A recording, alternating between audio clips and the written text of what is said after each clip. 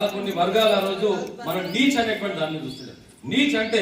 సమాజానికి ఏం ఉపయోగపడేటువంటి నీచమైనటువంటి జాతిలో ఉంటున్నాం అనేటువంటి దాని మీద అహంకారపూరితమైనటువంటి చేస్తే కూడా ఆయన ఏనాడు కూడా చెల్లించకుండా అదే వృత్తిని స్వీకరించి ఆయన ఒకటే కోరుకుంటే ఏంటంటే దేవస్థానం సంతోషం ఏంటంటే ఆనాడు సంత్ గురు రవిదాస్ గారికి దేవస్థానంలో స్థానం లేదు, కానీ ఈరోజు మనం అందరం కూడా స్థానం వచ్చినామంటే ఆయన చేసిన విశేషమైన కృషి అనేటువంటి విషయాన్ని కూడా మనం మర్చిపోతున్నటువంటి విషయాన్ని కూడా మరొకసారి ఆయన ఒకటే కోరుకుంటే దేవస్థానం పోవాలి, సంతులను కలవాలి, సాధులను కలవాలి అన్ని తెలుసుకోవాలనేటువంటి దాని మీద ఎప్పుడు కూడా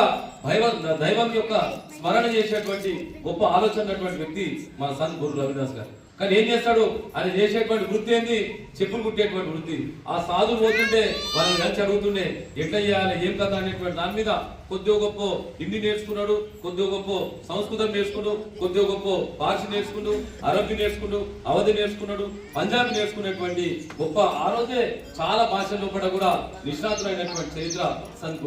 గురు